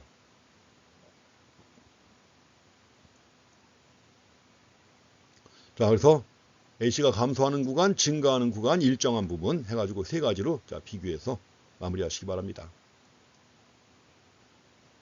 그래서 아까도 얘기했지만 MC 곡선 AC의 최저점, AVC의 최저점을 지나서 뚫고 아래에서 위로 뚫고 올라간다는 거죠. 이렇게 해가지고 평균 비용과 한계 비용 간의 관계를 체크하시기 바랍니다. 그리고 앞에서 얘기했지만 단기 평균 비용 곡선입니다. 항상 U자 형태죠. U자 형태. 그래서 고정 비용 때문에 그렇죠. 고정 비용이 있기 때문에 고정 비용은 계속 감소한단 말이에요. 이 FC는 고정 비용은 계속 감소하는 직각상 곡선 형태란 말이에요. 고정 비용이 있기 때문에 어느 수준까지는 감소하다가 이후에 AC가 증가하는 것이다. 그리고 이제 중요한 건 단기에 평균 총 비용이 U자형인 거 있죠. 이것하고 한계 생산 체감은 관계가 없다는 거 주의하셔야 돼요. 한계 생산 체감하고 단기에 평균 총 비용이 U자형인 것은 관계가 없습니다. 그러니까 한계 생산 체감하고 관련되는 게 뭐예요? 한계 비용 체증이죠. 그렇지만 평균 비용과는 관계가 없습니다. 주의해 주시고. 자, 이제 장기 생산비를 도출해야 합니다. 장기 비용 함수예요. 아까 말씀드렸죠. 확장 경로, 생산자 선택점을 연결한 게 확장 경로인데, 그래서 자, 소비자 선택 이론에서는 소득 소비 곡선에 대응되는 개념이라고 그랬습니다. 그 확장 경로로부터 우리가 뭐 도출한다고 그랬죠? LTC 도출한다고 그랬죠. LTC라고도 하고 LRTC라고도 합니다. 롱런이니까 장기예요. 롱런 토탈 코스트 이렇게 도출하는 겁니다. 이건 여기서 도출하는 건데 지금 A점을 의미를 다르게 봐요. 근데 주의할 것은 지금 확장 경로가 있는 공간은 뭐죠? 가로축은 노동, 세로축은 자본이에요. 근데 자 지금 생산 비용은 지금까지 본 것처럼 생산비는 가로축에 뭐예요? 생산량이고 세로축에 생산비 이겁니다. 그럼 보세요. A점은 뭐냐? A점은 X1을 생산함에 있어서 최소 비용이 근데 이걸 우리가 여기 지금 등비용선이 안 나왔죠. 등비용선이 안 나왔는데 지금 A점은 X1을 생산할 때 최소 비용이 C1이다. 이런 게. 그 다음에 자 B점은 뭘까요? B점은 X2를 만듦에 있어서 최소 비용이 얼마란 얘기예요? C2란 얘기죠. 그러면 A점과 B점을 여기다 옮겨 놓는 거예요. 여기다 옮겨 놓게 되면 자동차 1000만 대를 만들 때 X1이에요 이게. X1을 만들 때 최소 비용이 얼마란 얘기예요? 요만큼이란 얘기예요. 최소 비용은 C1. 그리고 자동차 2000만 대 X2를 만들 때 최소 비용이 얼마? 2000만 원이라는 얘기 아니에요. C2라는 얘기 아니에요. 여기에 C2입니다. 이런 식으로 해가지고 A점을 공간을 바꿔서 표시한 거예요. 이 A점을 갖다가 공간을 바꿔가지고 표시한 게 A'이에요. 의미는 똑같죠. 1000만 대를 만들 때 최소 비용이 C1이다. 2000만 대 만들 때 최소 비용은 C2다. 공간을 바꿔놓은 것이고 의미는 똑같은 거죠. 이런 식으로 해가지고 확장경상의 A점, B점, C점을 공간을 바꿔가지고 생산량과 생산비 공간에다가 표시했을 때 A', B', C'이 그려집니다. 가지고 A', B', C'은 결국 뭐예요? 최소 비용점 아니에요. 이 최소 비용점들을 다 연결한 게 뭐다? LRTC입니다. 장기 총비용 곡선이에요. 물론 이제 이 장기라고 하는 게 여러 개의 단기가 이어진 거예요. 이럴 때 흔히 중첩된다고 합니다. 여러 개의 단기가 중첩되면 그게 장기가 되는 거예요. 중첩된다. 영어로 오버랩입니다. 오버래핑. 그러면 이 장기 총비용 곡선하고 단기 총비용 곡선 간의 관계는 어떠냐? 이 장기 총비용 곡선 위쪽으로 수많은 단기 총비용 곡선이 그려져요. 그래서 여기 지금 파란색으로 표시된 하늘색으로 표시된 것이 수많은 단기 총비용입니다. 이제 단기와 장기를 구분하기 때문에 단기의 경우에 앞에다가 SR자 붙인 거예요. short run. 그래서 수많은 SRTC 곡선이 그려지는데 그 수많은 SRTC 곡선을 갖다가 맨 아래에서 뺑 둘러싸 아는 게 바로 LRTC 곡선입니다. 그래서 이럴 때 자, 수많은 단기 비용 함수를 갖다가 뺑 둘러싸 가지고 아는 것이다. 둘러싸 아는 거죠. 그렇죠? 그래서 이거 갖다가 뭐라 하냐? 포락선이라고 합니다.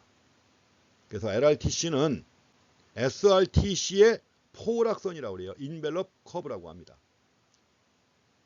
그 다시 한번 얘기하지만 자, 장기 총비용 함수 어디서 노출됐습니까? 확장 경로를 공간을 바꿔서 LK 공간이 아니라 생산량 Q와 생산비 C의 공간으로 바꿔서 표시한 게 바로 장기 총비용 함수다. 그리고 이 장기 총비용 함수는 자, 최소 비용점들을 갖다 연결한 겁니다. 그렇잖아요. 이거 다 최소 비용점들 아니에요. 최소 비용점 또는 최대 생산점들. 그러니까 최소 비용점들을 갖다 연결해 놓은 거예요. 그래서 장기 총비용 곡선 아래 비용 가지고는 생산할 수 있어요? 없어요? 안 되는 거죠. 그리고 또 한 가지 장기 총비용 함수는 단기 총비용 곡선의 무슨 선? 포락선이라고 하는 거. 인벨롭 커브라고 하는 거. 이것도 잘 확인하셔야 됩니다. 자, 지금은 이제 우리가 총비용 곡선 나왔습니다. 여기서 장기 총비용 곡선, 단기 총비용 곡선하고 장기 총비용 곡선의 관계를 본 겁니다. 이로부터 또 뭘 도출해요? 이로부터 평균 비용 도출하고 이제 가변 비용, 고정 비용 구분 없습니다. 장기니까. 장기에는 고정 비용 없어요. 장기에는 다 가변 비용인데 이제 가변 비용 해서 그냥 평균 비용 가지고 따지면 됩니다. 이로부터 뭘 도출해요? 장기 평균 비용. 장기 평균 비용은 토탈의 기울기다. 또 여기서 뭘 도출할까요? 장기 한계 비용 도출해야죠. 장기 한계 비용 곡선은 장기 총 비용 곡선의 접선의 기울기다. 이렇게 해가지고 장기 평균 비용과 장기 한계 비용을 도출해야 합니다. 자, 이렇게 해서 A점으로부터 A', B점으로부터 B' 이런 식으로 해가지고 공간을 바꿔서 표시한 거라는 거 말씀을 드렸죠. 공간을 바꿔서 이렇게 해가지고 장기 총비용 함수가 나옵니다. 어디에서? 확장 경로에서 나온 겁니다.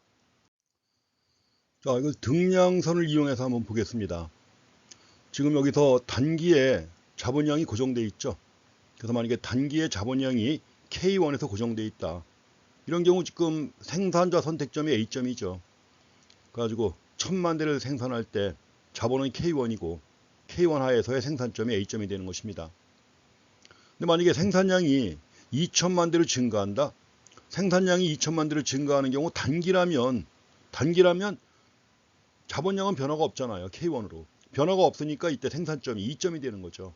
2점이 돼가지고 이제 K1 자본하에 생산점이 되는 것입니다. 이제 장기하고 단기를 연결시키기 위해서 잠깐 비교해 보는 것입니다. 반면에 장기라면 어떻게 될까요? 장기라면 자본 투입량도 변화하니까 B점에서 생산하겠죠. B점에서 생산함으로써 이제 2000만 대를 산출할 때 장기의 생산점이 되는 것입니다. 이걸 바탕으로 해가지고 우리가 장기 총비용함수하고 단기 총비용함수 간의 관계를 다시 한번 정리해 보겠습니다. 바로 앞에 슬라이드에서 말씀드린 내용인데 이제 그림 한번 보시면 되겠습니다. 포락선이라고 그랬죠. 자, 수많은 단기 총비용 함수를 갖다가 맨 아래서 뺑 둘러싸는 선이 바로 장기 총비용 곡선이에요. 그래서 아무래도 단기에는 자본량이 고정된 상태이기 때문에 최적 자본량에서 생산하기가 어렵죠. 자본량은 변화시킬 수가 없으니까 최적 자본량을 선택할 수가 없죠.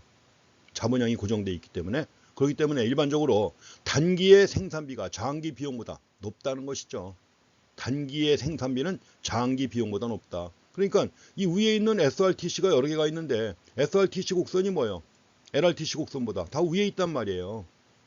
그래서 단기의 생산비용은 장기의 생산비용보다 높은데 그 이유가 단기에는 최적 자본량을 선택할 수가 없기 때문에 그렇다는 것입니다.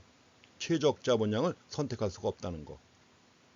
자, 이렇게 해서 결국 각각의 자본 투입 수준에 해당하는 단기 비용 곡선이 나오는데 장기 비용 곡선이 이걸 맨 아래서 뺑 둘러싸는 선으로 올라가는 것입니다.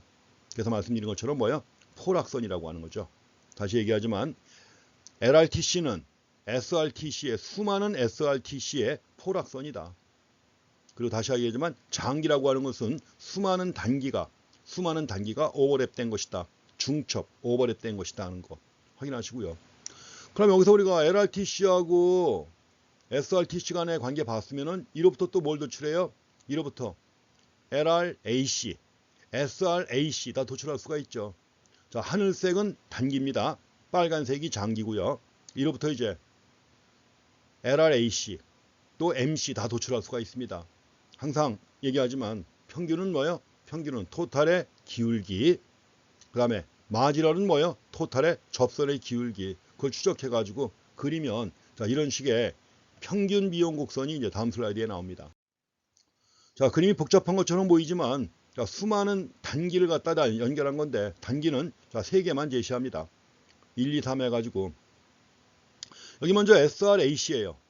앞에서 봤던 SRTC에서 도출한 SRAC입니다. U자형이죠. 단기니까 U자 형태로 돼가지고 올라가고 두 번째 단기 SRAC2가 나옵니다.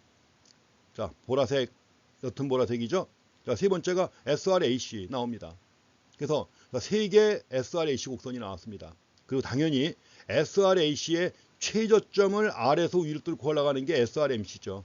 이 최저점을 뚫고 올라가서 SRMC 곡선 1. 그 다음에 이 최저점을 뚫고 올라가 가지고 SRMC2가 나옵니다. 또 여기 SRAC 곡선의 최저점을 뚫고 올라가는 요 점이죠. 요 점을 뚫고 올라가는 SRMC3가 있고요. 이걸 다 뺑 둘러싼 평균 비용 곡선이 바로 뭐예요? SRAC입니다. 포락선이에요. 역시 이것도. 당연히 SRTC가 SRAC의 SRTC의 포락선이라면 AC도 마찬가지죠. LRAC는 자, 지금 3개 나와 있는 SRAC 곡선을 뺑 둘러싸는 거예요. 맨 아래서.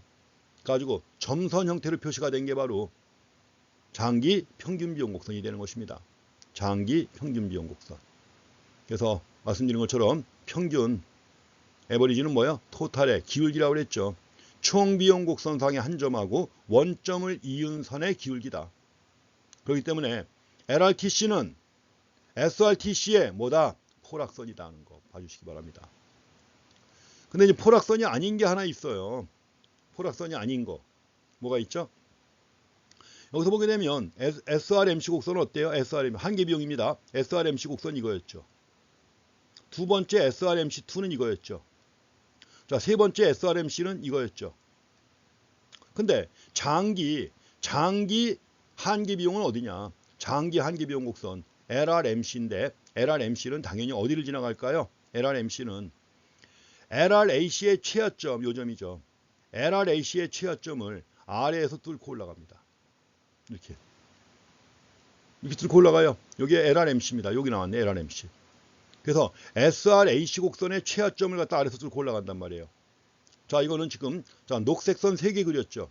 녹색선 3개가 바로 SRMC인데 포락선인가요? 아닌가요? 아니죠. 이거 주의하셔야 됩니다. 그래서 한계 비용 곡선은 물론 이제 접선의 기울기입니다.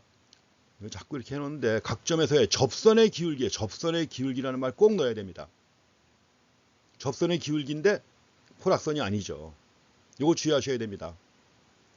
자, 이렇게 해서 이 관계 이제 잘 확인하시고 또 한번 정리할 겁니다.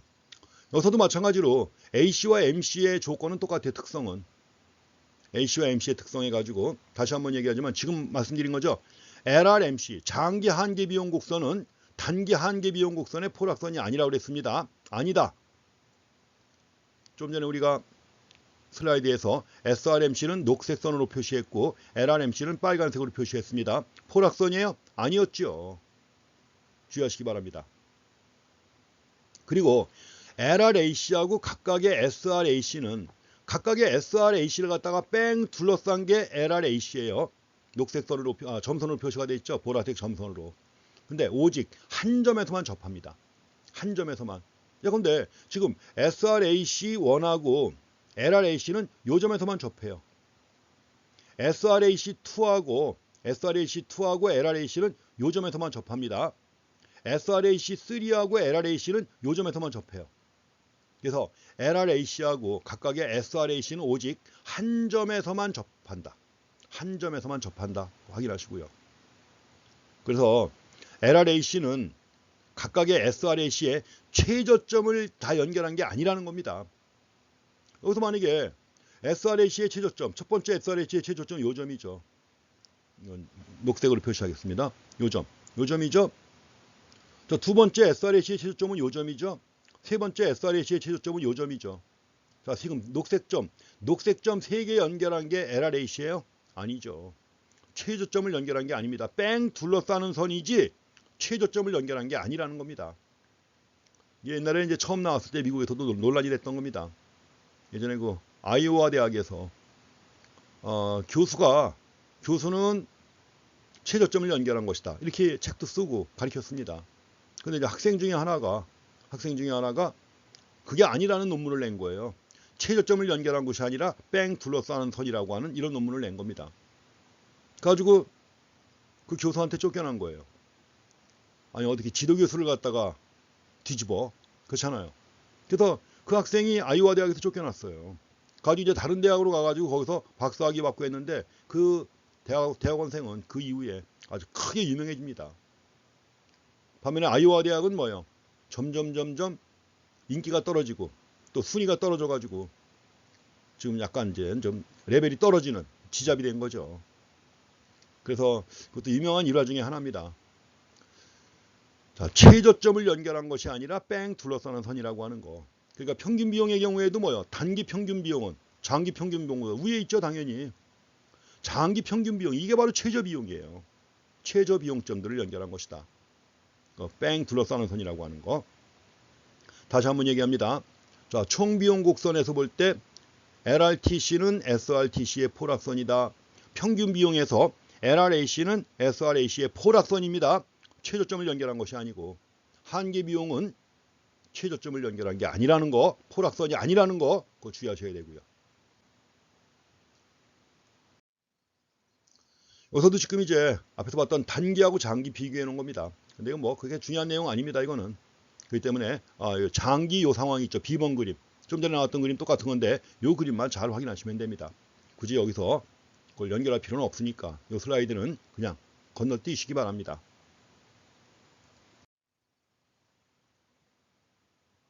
자, 이제 현실과 경제학입니다. 지금 본 내용을 실제 상황과 비교하는 거예요. 여기 지금 단기가 두 개가 있어요. 단기 ATC가. ATC1, 이거보다 더 낮은 수준에 있는 ATC2가 있습니다. ATC2. 또 이로부터 이제 LRAC1 나와 있고요. LRAC1 나와 있고 LRAC 또 2가 나와 있습니다. 이렇게 나와 있습니다. 장기니까요. 장기니까 이렇게 해가지고 이제 평균 총 비용하고 장기 평균 비용하고 비교해 놓은 겁니다. 여기 지금 얘가 나와 있는 게 뭐냐면 삼성과 소니가 경쟁 관계이면서도 디스플레이 합작 회사를 갖다 만들었습니다. 합작한 거예요. 경쟁이면서도 같이 또 윈윈 하는 거죠. 뭐 지금 전 세계 기업들이 다 그렇죠. 삼성 스마트폰하고 애플하고 경쟁을 하면서도 또 뭐요? 애플 스마트폰 만들려면 삼성전자가 반도체를 보내야 돼요. 사가야 되는 겁니다. 이렇게 해가지고 이제 여기서도 이제 서로 합작을 해가지고 SLED를 발족시켰습니다. 그래가지고 이제 7세대 기술이에요, 이게. 그 LED에서 7세대 기술이라고 그래요. 이 기술을 갖다 이용해가지고 생산성도 높고 비용을 절감할 수 있는 새로운 기술을 갖다 만든 겁니다. 그래가지고 새로운 기술을 만드니까 전반적으로 비용이 낮아질 거 아니에요. 그래서 SRAC1은 6세대 기술을 갖다 이용하는 겁니다. 여기 SRAC1. 이건 6세대 기술을 이용하는 거예요. 반면에 이제 SRAC2는 7세대 기술을 갖다 이용하는 장기 평균 비용 곡선입니다. ATC도 마찬가지고. 가지고 이로부터 이제 우리가 공장의 최적 규모를 따지는 거예요. 그래서 SRAC1의 최적 규모 Q1이고, 그 다음에 SRAC2 7세대 기술 이용한 거죠. 여기서는 뭐예요? Q3가 되는 겁니다. 그래서 이제 만약에 자, 수요 증가, LCD한 수요가 증가하기 때문에 수요를 충족시키기 위해서 산출을 증가시키는 경우라면 당연히 뭐예요? 7세대 새로운 기술을 갖다 이용하는 게 유리하죠. 그렇지만 만약에 수요가 그렇게 크게 증가하지 않는다면 뭐예요? 이전의 6세대 기술을 가지고 이용하는 게 오히려 더 효율적일 수가 있다는 것입니다. 왜냐하면 최적 규모는 여기에요. 지금 6세대 기술 이용할 때 최적 규모는 Q1이고 7세대 기술을 갖다 이용할 때 최적 규모는 평균 비용이 대폭 낮아진 Q3란 말이죠. 그러니까 만약에 수요가 충분히 있어가지고 Q3를 생산한다면 당연히 7세대 기술이 유리하겠지만 반면에 수요가 많지 않아가지고 Q1만큼의 최적 규모를 생산한다면 당연히 뭐예요? 6세대 기술이 더 유리할 수 있다는 걸 보여주는 것입니다. 그 책에 사례가 자세히 설명이 나와 있으니까 한 번 더 읽어보시기 바랍니다. 그래서 여기서도 하나 더. 자, 삼성과 소니가 LCD 수요가 예컨대 Q2보다 많을 것으로 예상한다는 거죠. Q2보다 많을 것으로 예상해가지고 7세대 기술을 적용한 공장을 건설했지만 만약에 수요가 그만큼 많지 않다면 뭐예요? 6세대 공장에서 생산하는 것이 최적 규모를 생산할 수 있다는 거죠. 그래서 자, Q1을 생산하는 게 더 유리할 수 있다는 겁니다.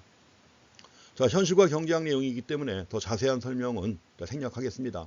이 내용은 책에 나와 있는 그 사례로 나와 있는 거 있죠. 그거 한번 잘 보시면 되겠습니다. 자, 이렇게 해서 여러 가지 그 비용 간의 관계를 확인해 봤습니다. 지난 시간에는 생산함수에 대해서 봤고 이번 시간에는 자, 비용함수 가지고 적어도 원론 수준에서 볼 수 있는 내용은 다 봤습니다. 요거보다 깊게 공부한다면 이제 함수로 만들어 가지고 수식으로 만들어 가지고 미분도 하고 나눠주고 해가지고 최적 규모 구한다든가 뭐 이런 것들이 나옵니다. 그렇지만 원론 수준에서는 이런 내용들 잘 정리하시면 충분합니다. 그래서 여기서 본 내용을 가지고 뒤에 나오는 시장 이론에서 이제 또 적용을 할 것입니다. 자, 이번 시간도 거의 90분이 넘었는데요. 여기까지 하겠습니다. 뒤에 가면 이제 설명이 좀 적은 부분도 있고 하니까 지금은 여러분들이 처음 공부하시는 분야이기 때문에 또 그래프도 약간 좀 복잡하잖아요. 그래서 좀 자세히 보고 또 중요한 점 강조하느라고 시간이 걸렸는데 뒤에 가서는 좀 짧게 할 수 있습니다. 자, 수고했습니다.